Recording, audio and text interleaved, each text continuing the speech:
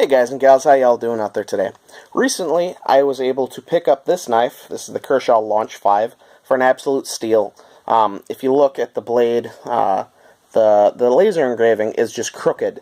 So technically it's a blem. I was able to get this knife for a song. $70 as opposed to $105 most places. And you guys know, if you watch my channel at all, I love the Launch 5. Well, I said to myself, I got this one for steal. I can't send it back to Kershaw for warranty work. How about I do something cool with it? My normal one, I'm weathering that one, as, just normally it goes into my pocket. I use it. But this one, like I said, why not? Let's just, let's wear the hell out of it. And this is what came out. I gotta say, I was pretty happy with the results. It's still nice and grippy, even though it looks kind of polished. But, yeah, these are great knives. But when I was about to take this apart, I thought about it. It's like, I wonder what it's like to take one of these things apart. Because an auto knife, it seems like it would be kind of a complicated, complicated knife to take apart. So I was a little weary of it. I was able to find one video on YouTube of a Russian YouTuber taking, I believe, as a Launch 1 apart. And, it definitely helped me, but it was in Russian or some other language that I don't understand. So I figured, hey, let's put one of these up, and we're going to disassemble my Kershaw Launch 3. This is another great launch knife. Really no complaints about it, but it's getting a little sticky. So I figured let's take it apart, clean it, oil it, put it back together on camera for you guys. And this will be my first disassembly video, so hopefully it goes well. Let's get this camera, changed, and I'll be right back. All right, here we go. The Kershaw Launch 3 it's definitely a simple knife. If you haven't checked this thing out, I definitely would recommend it. So let's get to it here. First thing I will say, if you are taking one of these apart, I think like most autos, make sure that your blade is open, not in the closed position, because it is a coil spring. It will want to open on you at one point. So just definitely be careful. I don't want anybody to get cut, because I didn't possibly say that. So we got the pivot screw out. Let's take out the body screws. These were quite loose, so I really got to Loctite these things. Whew.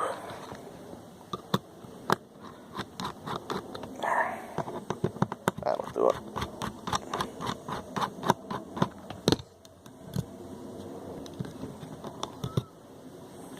Yeah, there's none on that. Alright. And as always, be careful here, because you are going to be handling a live blade. Alright, now this should just lift right off. Yep, there we go. Scale lifts right off. And here's your internals. It is simple, flat out. This is a simple knife. If you notice, there are actually no washers, which is, it really surprised me when I took this thing apart. The blade lifted right off. Wow, I'm kind of surprised I didn't have to pry at that at all. Here's a button, stop pin, spring,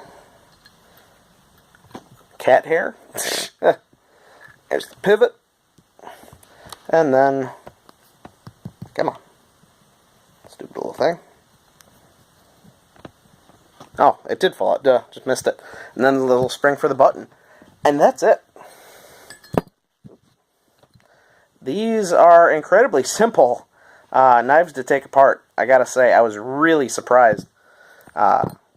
Surprised and definitely happy about that, just because I was thinking this was going to be really difficult. So let's get a little bit of Windex to help clean out gunk.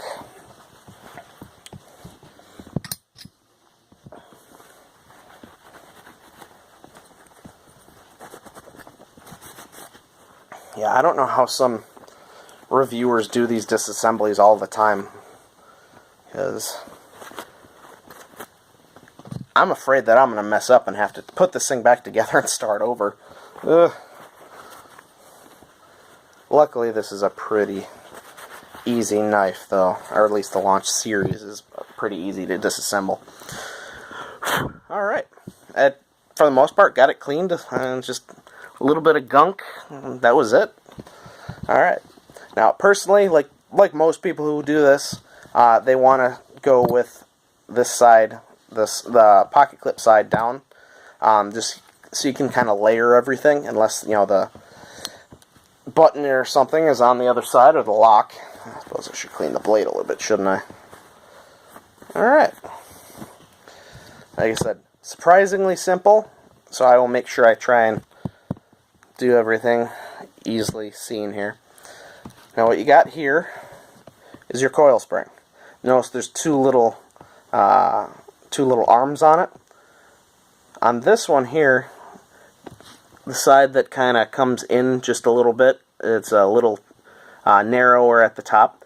That needs to go into the blade side. The other side that's flat needs to go into the handle. And this is the part I was dreading the most. Rewinding the coil spring. It turns out it was super easy. So, put in the stop pin just because that'll be easier. Now while I'm in here, I will do my lube here. Oh, I almost cut myself. Just a little bit, because there are no washers. Just put it right on the shiny parts of the aluminum. It's obviously, that's where it rubs. And I just use my standard, you know, Benchmade blue lube. That's good stuff. Why don't we put just a little bit on the blade where it rubs. There we go. Now, winding the coil spring. I thought this was going to be one giant pain in the butt. I suppose the pivot helps as well. There we go. Pivot's in. I thought this was going to be the hard part. Done. There is no winding the pivot. Luckily, they made this a very simple design where it's just, it falls right in, and you can tell that it's on because it's under spring tension here. Just be careful if you want to try that. That was the part I was dreading, honestly. And that was probably one of the easiest parts of the entire thing. Then, you got your button spring. Just looks like a tiny little pin spring. You just pop it in the hole. Make sure it's, you know, actually standing up. Like so. So it's in that tiny little hole in there. Here's your button. Standard little red bullseye button. Very simple design. Yeah. Put that red button side up. And that fits right in that little hole. And we're almost done. Do a little bit more lubing on this side here. Just a drop, or a couple drops around where the blade actually rubs. I got cat hair in there. No problem, just a quick wipe down. Like I said, just a couple little drops. Come on, there we go. And I will put just one big drop on the blade, and that'll get, you know, actually distributed once the scale is on. Yep, stop pin is on. I didn't forget it. Now it's just kind of a finagling thing. You got to get the pivot to seat properly, and if you heard that click, that was it. Pivot is seated, the button is nice and springy, the stop pin is in there. Here, let's do this so I can actually... Stop pin seated, the button, like I said, is under tension. The blade is under tension. That's basically it. Now that that's together, I am going to put some Loctite on here.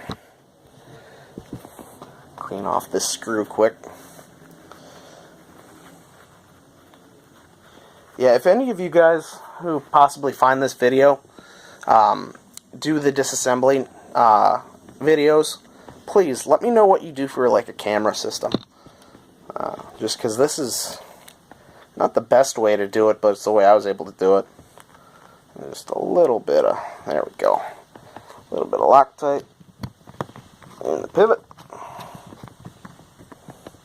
Tighten that down just a hair. Flip it over. Got the body screws here. Come on. Ooh, a little bit too much. Oh well. Let's wipe it off.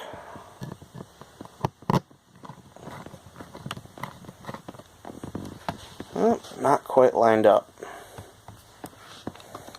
think that did it though. Yep. It's feeding right in.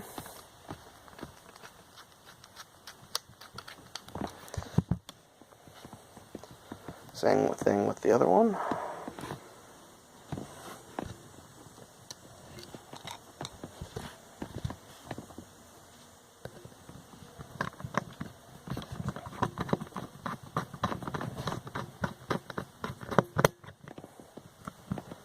Oh, there we go. Snug that up.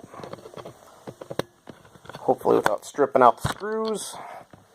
Oh, I hate this driver.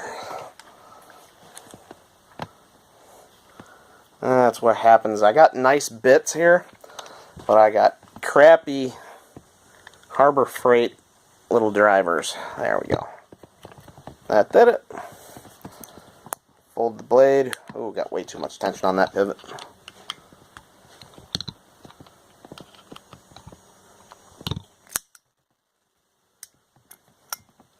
Definitely don't have enough now. Such is life. Come on. A little, not quite enough tension, or it's just that lubed up. That's able to move that free now. Whew. Never think, just a little bit. There. So a little bit of tightening on these screws can either make it way too tight or way too loose. And we'll just fire it a couple times, make sure it's going reliably.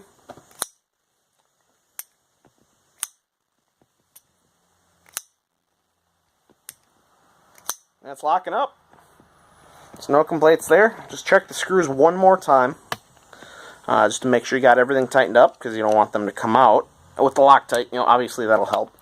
I'm going to switch up my driver, I think.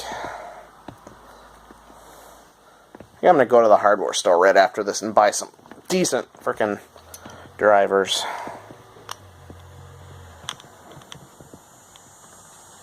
There.